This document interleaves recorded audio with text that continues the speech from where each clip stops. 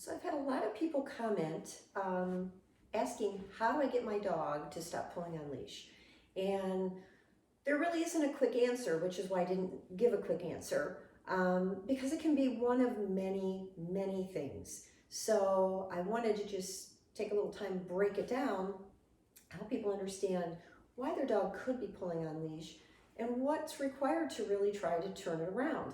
So obviously we bring puppies home, or an untrained adult dog that's new to our home who has had no prior training, and it's not a big surprise they don't walk on leash. They have no clue they're supposed to walk on this tethered line, not pulling, not just going wherever they want, and just walking nicely at your side. They have no clue. That's where the training part comes in, where we teach them by reinforcing walking near you, not having tension or pulling on that leash, basically following you wherever you go. If you go to the right, they follow you. If you turn to the left, they follow you. You get to decide which side you'd like them to walk on, whether it's a left or a right. Reinforcing them a lot for being in that right position, that correct position, meaning somewhere at your side, and not having any tension on the leash. So it's a process of helping them understand what it is you want them to do versus they pull ahead of you, you yank them back. You correct them with the leash. No pulling, yank, yank, yank, yank. That isn't teaching anything. Few dogs make the association that getting popped by the leash means, oh, you want me to stop pulling on leash, come back here, pay attention to you, walk nicely. It's a lot of information, and we expect them to gather all of that out of one pop of the leash. And it's frustrating for the dog, and it's really annoying for the handler because you can spend years and years and years walking your dog that way. The other fallout is we inadvertently can be conditioning behaviors, negative behaviors, if we resort to using choke chains and prong collars and shock collars to get our dog to stop pulling on the leash. Example would be, I've had many clients over the years who had dogs who were pulling, they were working with other trainers, using either prong or shock, and they were told every time their dog would pull towards another dog or a person, which was typically those dogs' trigger, they were to either correct them with a prong collar or correct them with a shock collar. Well, unfortunately, what starts happening is now your dog, he's out in the park having a nice time walking along, sees a dog, gets excited, maybe he's happy to see him, maybe he doesn't like dogs, pulls towards them, zap, they either get a correction with a shock collar or they get a prong collar correction. Dogs make associations very, very quickly. Over time, many of the dogs that I've worked with who came to me in these situations now were aggressing towards dogs, aggressing towards people. I had a client with a Newfoundland who this was their method of training.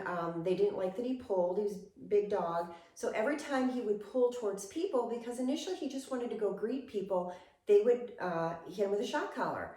And this happened over and over. He then started growling at people because now seeing a person predicted a shock.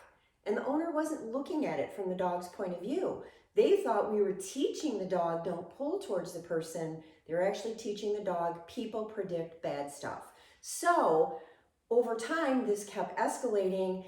And one day they were walking the dog. Someone was coming down the street. The dog started now getting very uncomfortable, waiting and waiting and waiting to get corrected. When the gentleman walked past him, he turned and bit him. He bit him severely 3 times, put the man in the hospital. The dog lost his life over it. And the family called me just to talk to me about it because they just didn't understand what had happened. And we had worked together. I had really encouraged them to stop using that collar because the dog was already showing signs of stress and aggression. It was a very, very tragic situation. And I'm not saying every dog who uses a shock collar or prong collar, even though I do not advocate them and I do not use them, I'm not saying every dog is going to turn around and attack someone, but you're increasing the risk of your dog being pushed to a point of no return.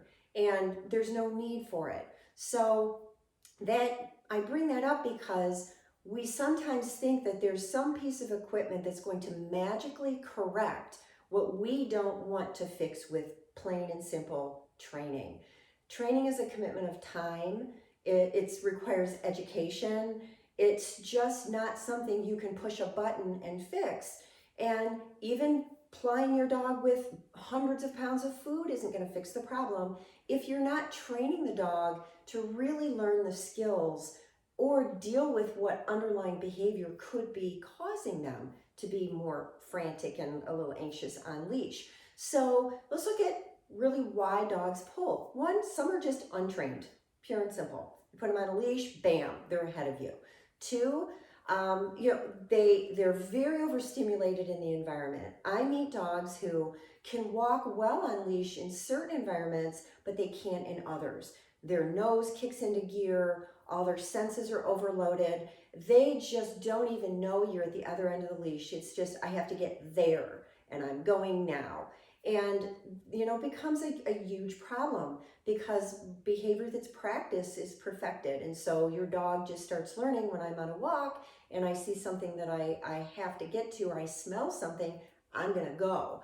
So sometimes it's that overexcitement or overstimulation. Sometimes it's fear and anxiety. If you have a dog who you may not even realize is uncomfortable in the environment that you have them in, that franticness can result in pulling, trying to get away from things, or just pulling because they don't really know what else to do. And you notice that they're panting and breathing as if they just ran a marathon and you've just walked, 20 feet from your home, and you're thinking, my gosh, it looks like you just ran around the block.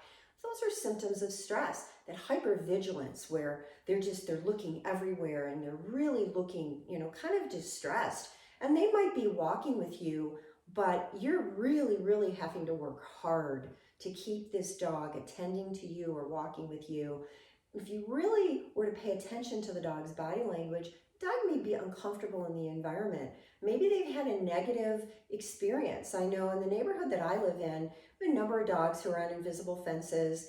And, I joke sometimes it's like walking the gauntlet, because my dog's walking along nice and relaxed, and out of nowhere, a barking dog will come charging their property line, which is usually a few feet from the street.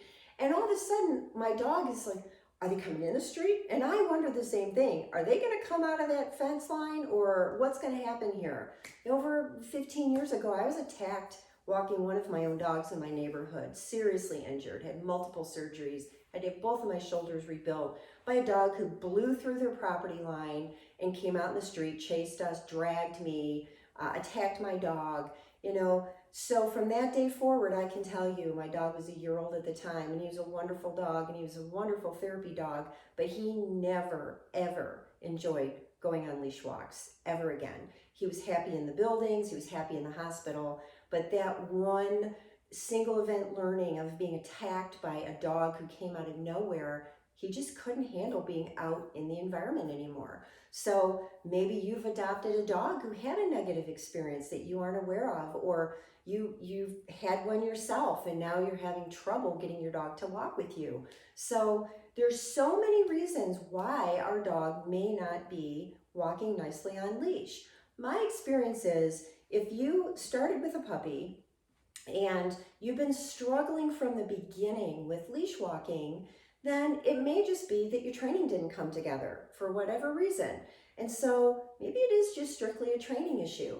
If your dog was doing well for a while and then all of a sudden things fell apart, really sit down and think about, well, what experiences could have happened that have now changed my dog's opinion of going for a walk on leash?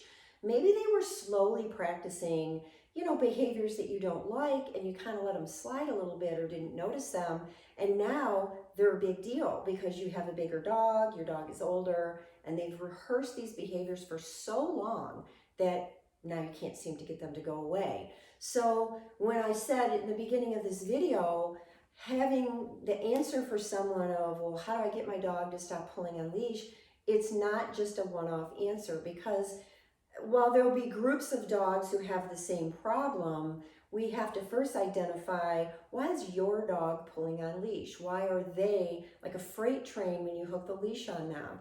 And there can be, a number of reasons causing it, as I just shared, which means there are a lot of ways you have to address it. There's no one quick fix. Do this and he'll stop. Try this and he'll stop. Use this harness, collar, whatever, and he'll quit. That's a piece of equipment that doesn't train your dog. You train your dog.